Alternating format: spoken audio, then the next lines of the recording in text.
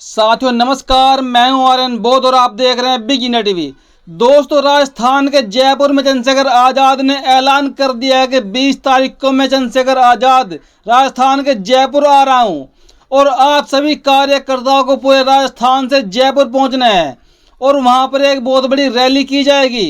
एक धरना किया जाएगा जो कि प्रदेश में दलितों के ऊपर, शोषितों के ऊपर अत्याचार हो रहा है, उनके खिलाफ प्रदेश में बहुत बड़ी रैली की जाएगी 20 अगस्त को राजस्थान में। उन्होंने पहले ही युवाओं को अपील कर दी है।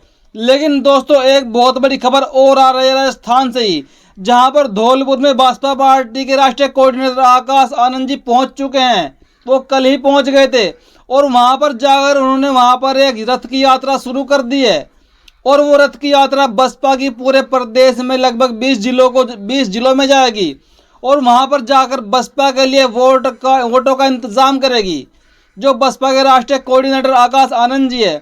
और कल फिर राजस्थान के धौलपुर में पहले की तरह, जैसे आकाश आनंद ने भीम आर्मी प्रमुख पर बयान दिए थे भोपाल में कि कौन भीम आर्मी, हम छोटे मोटे दलों को नहीं जानते हैं। दोस्तों, ऐसे ही कल फिर एक बयान और दिया है आकाश आनंद जी ने कि हम उस तरह का काम नहीं करते हैं, हम उस टाइप का काम नहीं करते हैं। पहले युवाओं को फंसाओ, उन पर मुकदमे होते हैं। अब हमारी पार्टी सत्ता से भी बाहर है तो वो युवा सरकारी नौकरी से बाहर हो जाते हैं, उनको नौकरी नहीं मिल पाती है। हम ऐसा काम नहीं करते हैं, वो लोग ऐसा काम करते हैं, हमें उनसे कोई मतलब नहीं है।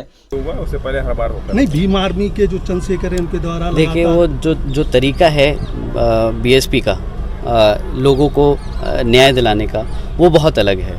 वो जैसे जिनका आप नाम ले रहे हैं उन टाइप के जो काम करते हैं, उनसे हमारे युवा का, जो आज सत्ता में नहीं है, जो पार्टी सत्ता में नहीं है, उनको नुकसान पहुंचता है।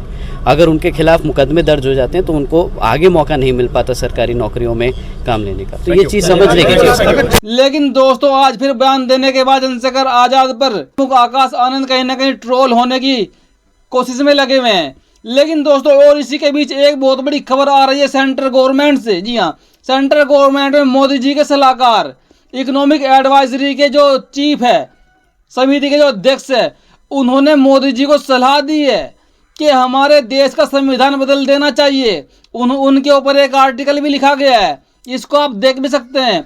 और साफ साफ उन पर आरोप लग रहे हैं, वो ट्रोल हो रहे हैं कि आप लोग कैसे संविधान को बदलने की बातें करते हैं। हालांकि कुछ सालों पहले देश के अंदर संसद के बाहर संविधान की प्रतियां जलाई गई थी और उन प्रतियों को जलाने वालों पर अभी तक कोई कार्रवाई नहीं हो पाई है। वो लोग खुलेआम बाजारों में घूमते हैं। और दोस्तों, आज फिर जो मोदी जी के मेन सलाहकार है, इकोनॉमिक एडवाइजरी के जो समिति के अध्यक्ष से चेयरमैन है, उन्होंने मोदी जी को सलाह दी है कि देश में भारत का संविधान बदल देना चाहिए। जैसे कि और विदेशों के संविधान बदले जा रहे हैं, उनका नवीनीकरण हो रहा है, तो ऐसे ही हमारे देश का संविधान भी बदल देना चाहिए।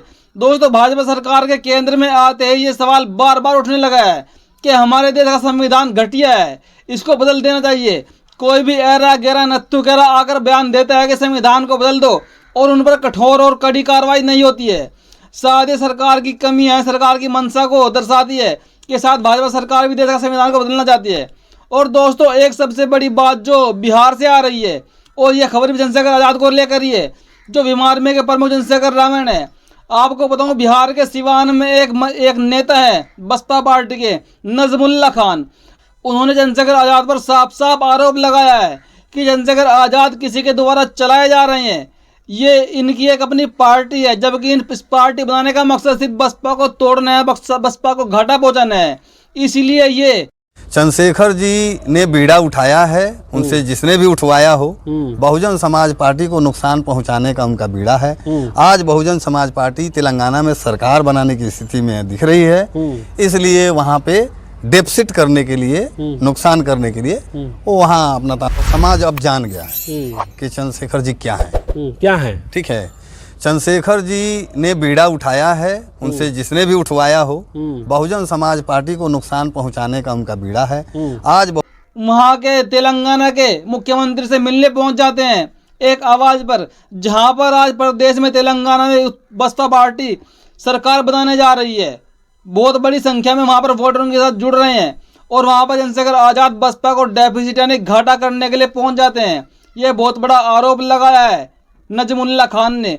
और वो कहते हैं कि जब भी चंद्रशेखर आजाद वहाँ पर कोई प्रोग्राम करते हैं किसी भी जिले में, किसी भी राज्य में, तो उस भीड़ के बाद जो कुछ युवा खड़े होते हैं, जो सरकारी नौकरियों की तैयारी कर रहे होते हैं, IPS PCS वगैरह की तैयारी करते हैं, उनके ऊपर चंद्रशेखर आज़ाद के माध्यम से मुकदमे होते हैं और चंद्रशेखर आज़ाद फिर उनको देखते भी नहीं है, उनका भविष्य खराब हो जाता है। लेकिन हमारी पार्टी ऐसे अपने कार्यकर्ताओं को फंसाती नहीं है, हम सपोर्ट देकर चलते हैं। और दोस्तों, सबसे बड़ी एक बात कि बसपा पार्टी के कार्यकर्ता और नेता चंद्रशेखर रावण पर हमला बोलते हैं, तो वहीं पर भीम आर्मी के नेता और कार्यकर्ता बसपा पर हमला बोलते हैं। ऐसा दोस्तों कब तक चलेगा, जबकि दोनों की दोनों पार्टियां, दोनों संगठन एक ही वोट बैंक पे स्थिर है, दोनों के पास एक ही वोट बैंक है। हालांकि बसपा के पास तो वोट बैंक अदर कास्ट का है भी, जबकि चंद्रशेखर रावण के पास तो सिर्फ SC कैटेगरी का ही वोट बैंक है जिस पे वो डिपेंड है फिलहाल तक। तो दोस्तों, ऐसा कब तक चलेगा? क्या दोनों पार्टियों बसपा और ASP को एक हो जाना चाहिए या ASP का विलय बसपा में हो जाना चाहिए? और इस पर मैं कहूँगा कि साथ बहन कुमारी मायावती जी को भी कहीं ना कहीं अपनी जिद छोड़कर, अपनी हट छोड़कर चंद्रशेखर आज़ाद से मुलाकात करनी चाहिए और उनको किसी राज्य में एक अच्छा पद देकर उनसे मेहनत और करवानी चाहिए ताकि देश में भुजों का उद्धार हो सके। क्योंकि चंद्रशेखर आज़ाद रावण जहाँ पर भी अत्याचार होता है वहाँ पर पहुँच तो जाते हैं, अपनी पावर तो दिखाते हैं और लोग उनसे घबराते भी हैं। अब लोग देश में अत्याचार करते हुए डरते हैं SC के ऊपर कि चंद्रशेखर रावण ना आ जाए यहाँ पर। तो दोस्तों, आप इस पर क्या प्रतिक्रिया, अपनी प्रतिक्रिया कमेंट में जरूर दीजिएगा।